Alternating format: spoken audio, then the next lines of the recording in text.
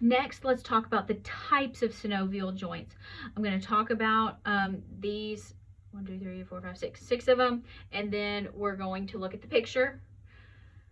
All right, so the first thing you can have is a plane joint. Plane, P-L-A-N-E, like an airplane. So these are gliding. So there's one flat that forms a plane, like a coordinate plane. So it's flat, or it's close to being flat, and it slips past. So these are two things that are flat that kind of just slide past each other. All right, so examples here would be the wrist, and those are the carpals. Those are the wrist bones. Same thing in the ankle. The tarsals, so those would be the foot ankle bones. And also the joints that are between each vertebrae.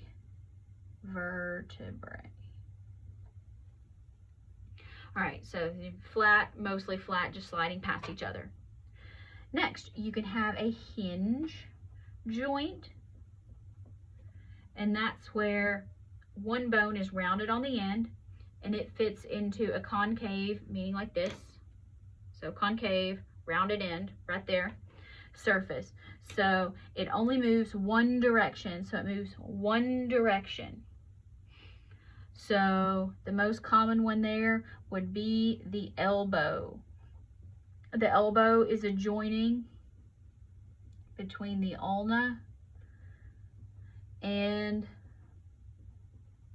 the humerus. So lower arm, upper arm here. So it's a hinge. It only moves one direction. My arm cannot extend the other way. That would be really weird. That would be a broken elbow. Also between the phalanges, so that would be like the fingers and the toes. Notice, like, you can try to bend your fingers back, but you can't really. You can bend your fingers this way and you can release them. That's not multi-directional movement. So like, that's as far as I can extend. I can't, it doesn't move the other direction. So one way movement. Next, you can have a pivot joint. This is where the rounded surface of one bone fits into a hollow or a hole of a second bone. This is also uniaxially, meaning one direction.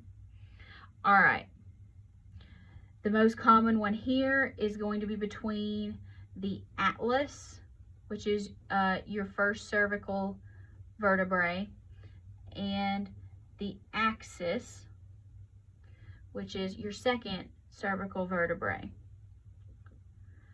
This is where, so here's the axis, here's the atlas, so right there, and that allows you to shake your head no. So that's how you can shake head no. All right. And you also have the proximal radioulnar joint. Again, to know some of this, you got to know which is which. So the radius and the ulna, so that'd be radius and ulna right there. And so proximal, meaning here at the elbow, this is where you can turn. So you can pivot your wrist right there. That's the pivoting. The hinge motion is between this part and this part of the elbow. So it's kind of complicated, but all right.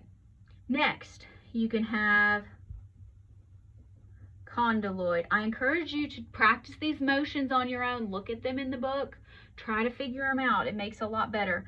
Okay, they may also, ellipsoidal or knuckle-like. Okay, none of that seems to make any sense. I'm going to try to break it down. So the oval condyle, that'd be the end of one bone, fits into an ellipsoidal. This is so the ellipsoidal. That means an ellipse. So that means an oval depression of a second bone. This is biaxial, so movement in two directions. All right, so we can move 2 directions.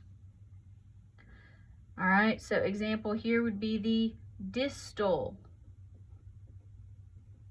radioulnar joint, as well as the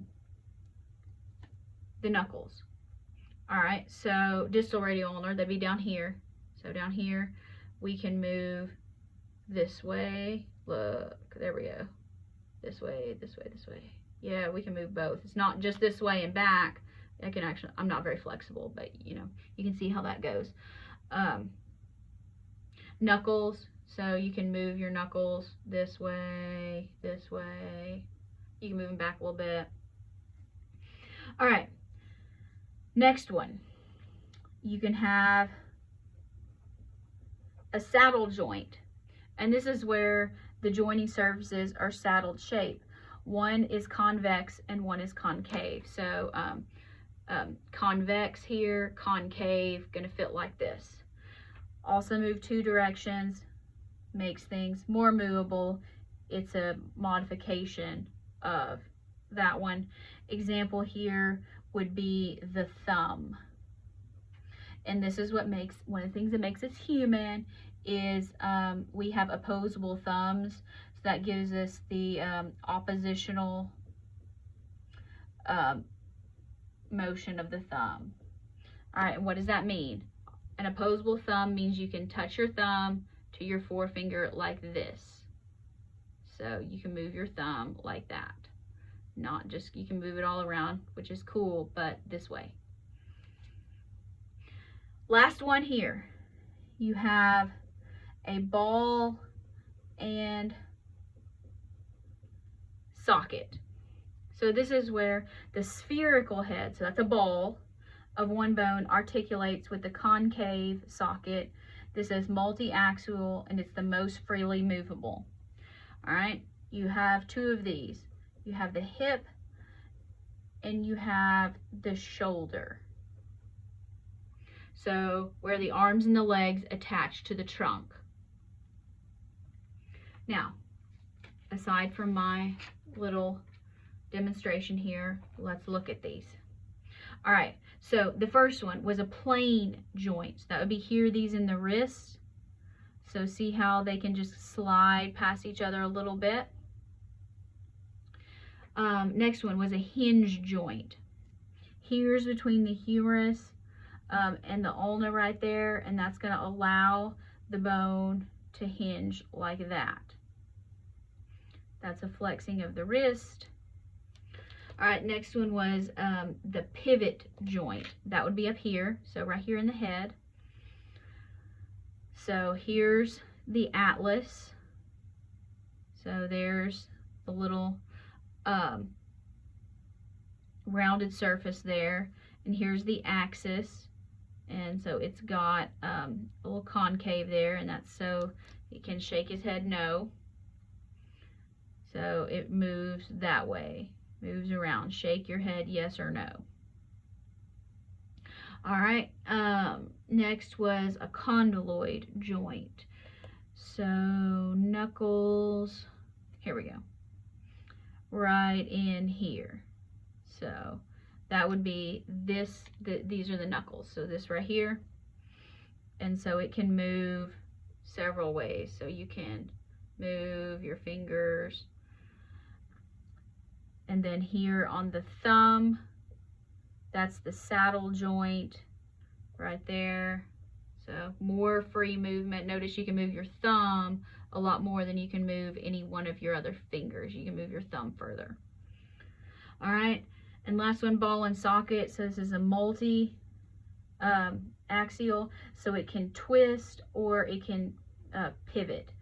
So here's the head of the femur, so that's the ball, and then the socket on the hip bone right there. So here's the socket of the hip, here would be the ball of the femur. All right, now let's talk about the movement that is allowed. And this is primarily on table 9.2, so that's page 308. So page 308. And this is important because you're also going to need this in A&P2 when you talk about muscles, and how, because muscles move bones. Okay, so you have the gliding. So that would be just a simple gliding motion. So if you're thinking about it, like in the wrist, as we said, wrists were plane joints, gliding movement. If you think about the royal wave, so thank you, yes, thank you. If you've ever seen the Princess Diaries, you know what I'm talking about. All right, so flexion decreases the angle, and extension increases the angle. So if you think look at your elbow. So as your elbow, so here, as you flex your elbow, think flex your bicep, your hand comes closer. This is an acute angle, versus when you move it back out, that's an extension, so you increase the angle. Abduction and adduction, these are easily confused. So this has to do with the midline of the body. Abduction is where you move away from the midline of the body. So generally think about this in your hip. So when you abduct, that would be pushing your foot out, or like you're lifting your whole leg. Like if you take your left leg, lift it to the left. So that's abduction. The reverse of that is adduction. So this would be toward the midline. And you can remember that because it adds to the midline. Man, I can't, right, midline. All right. Circumduction, that moves in a cone shape. Pronation and supination. This has to do with the hand primarily. So here we have to do with the hand or the wrist. All right. So supination, that would be palm up. Pronation would be turning the palm down. All right. So supination, turn the palm up. Pronation, turn the palm down. Supination, pronation. They just reverse each other. Now you have a similar thing. Actually, both of these bottom things, these have to do with the foot. Okay, so dorsiflexion, meaning that's toes up. So that would be like where you would be walking on your heels. On your heels, not in high heels. All right, plantar flexion would be, the P stands for pointy toes. So this is walking on the toes. So think like a ballerina. You need point shoes for plantar flexion. So just take your foot, put your foot out, and just have your left foot out and have it relaxed. Now point your toes. That would be plantar flexion. And now bring your toes back up to where you can feel the calf stretch. That's dorsiflexion. Next, this refers to twisting of the feet. So on the foot, inversion means the sole of the foot faces medially. So that'd be toward the midline, inward. Eversion, the sole faces outward. Again, I'm not very flexible. Sole faces laterally, actually. Laterally outward. So take your foot. So again, left foot. Now twist it so you have your big toe up in the air and your little toe further away from you. So the arch of your foot should be pointing more towards the inside of your body. So kind of like if you were to roll your ankle that way, it would hurt a lot. Now relax, go back to center. Same thing, left foot. Now push your big toe down and bring your little toes up to where the sole of your foot is kind of facing the outside of the body. Again, I'm not very flexible, but that's generally how it's going to work. All right, we're still not done. Next, you have protraction and retraction. All right, protraction, we can talk about with the jaw. That would be where you push your jaw out. Retraction would be where you pull your jaw in. So this is not chewing. This is just with your lower teeth, stick them out. So make an underbite. That's protraction. Pull it back in. That's retraction. You can also do this with the shoulders. So protraction would be the shoulders are slumped. So just collapse your shoulders. That's protraction.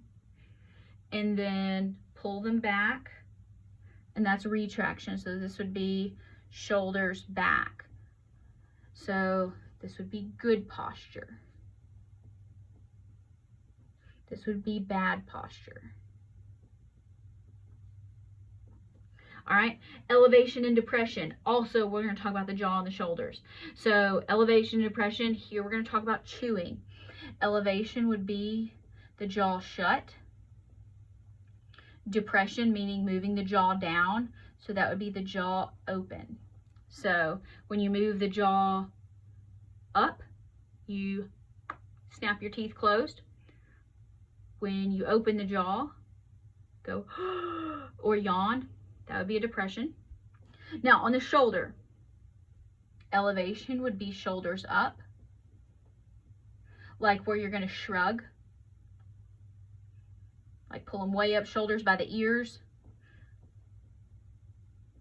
shrug.